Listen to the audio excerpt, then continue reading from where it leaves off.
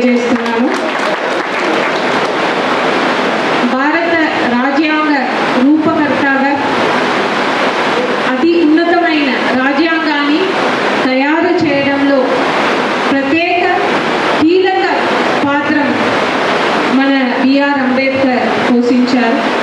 దాంట్లో ప్రతి ఒక్కరు కూడా సమాన హక్కులు, స్వేచ్ఛ, సమానత్వం లాంటి విలువలు పొందుపరిచారు. ప్రపంచంలోనే అతిపెద్ద ప్రజాస్వామ్య రాజ్యాంగాన్ని రచించిన ఘనత మన బిఆర్ అంబేద్కర్ గారిదే. Education is the most important weapon to change the society అని చెప్పారు మన బిఆర్ అంబేద్కర్ గారు. చెప్పడమే కాకుండా విద్య ద్వారా తన జీవితాన్ని మారుస్తూ లక్షాది మంది అణగారిన వర్గాల మందికి వారికి ఒక మార్గం చూపించారు.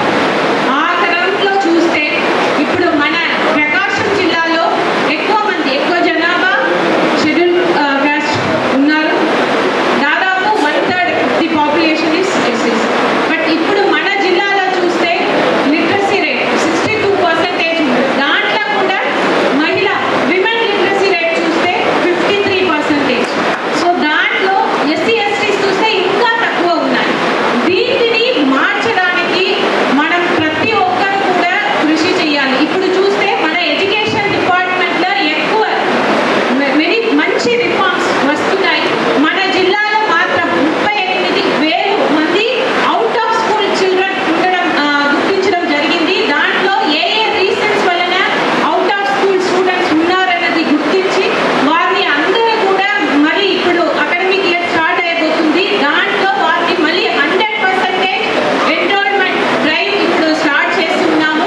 అదేవిధంగా ఇక్కడ మన జిల్లాలో 81 సోషల్ వెల్ఫేర్ హాస్టల్స్ ఉన్నాయి. 60 pre matric hostels, 21 post matric hostels ఉన్నాయి.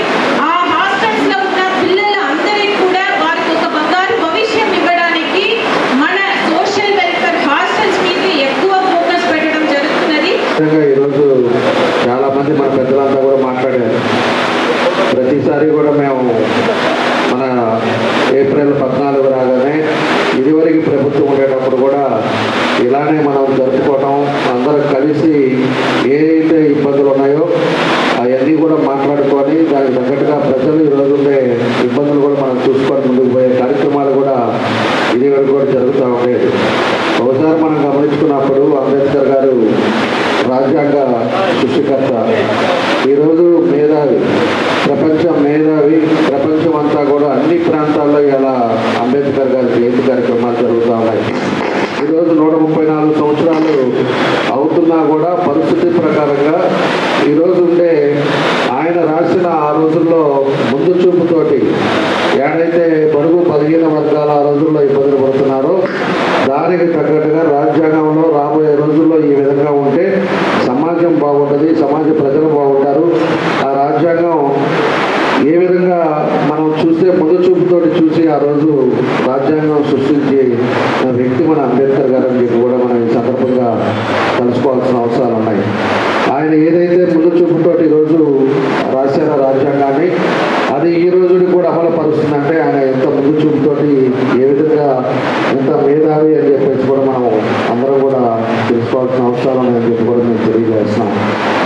ఆయన ఎంతో చదువుకోవడానికి కూడా ఎన్నో ఇబ్బందులు పడ్డా, అదేవిధంగా అప్పుడుండే పరిస్థితుల్లో కూడా అనేక ఇబ్బందులతో చదివి బయట దేశాలకు వెళ్ళి కూడా ఒక మంచి విద్యావంతుడై, అదేవిధంగా దేశం కోసం, అదేవిధంగా సమాజం కోసం ఏం చేస్తే బాగుంటుంది అనేది కూడా ఆయన ముందు చూపుతోటి అనేక కార్యక్రమాలు చేసి ఈరోజు ఆ రాజ్యాంగంతో ఈరోజు అనేక మంది స్ఫూర్తికి దాయకుడయ్యాడని చెప్పేసి కూడా అంబేద్కర్ గారి గురించి కూడా మనం తెలుసుకోవాల్సిన అవసరాలు ఉన్నాయని చెప్పి కూడా నేను తెలియజేస్తున్నాను.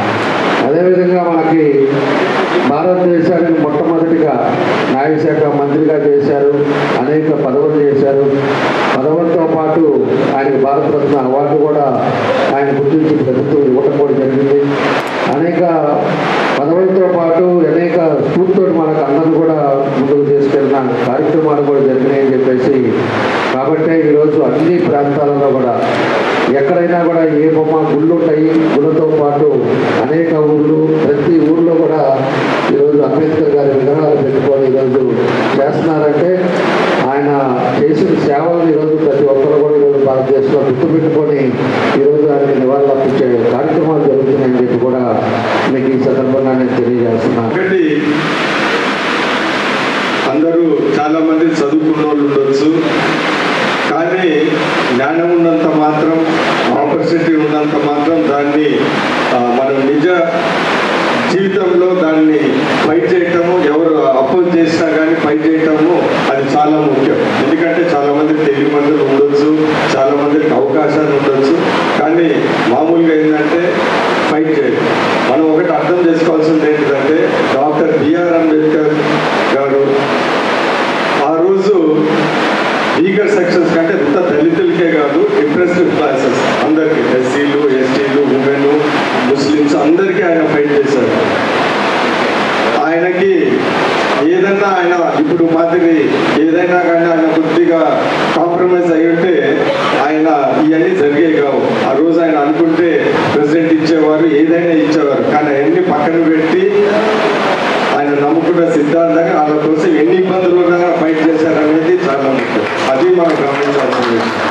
రెండోది ఏంటిదంటే మన కోసం మనం ఫైట్ చేసినా కానీ, మన కుటుంబం కోసం మనం ఫైట్ చేసినా కానీ, మన కులం కోసం మనం ఫైట్ చేసినా కానీ ఎప్పుడు గుర్తింపు రాదు.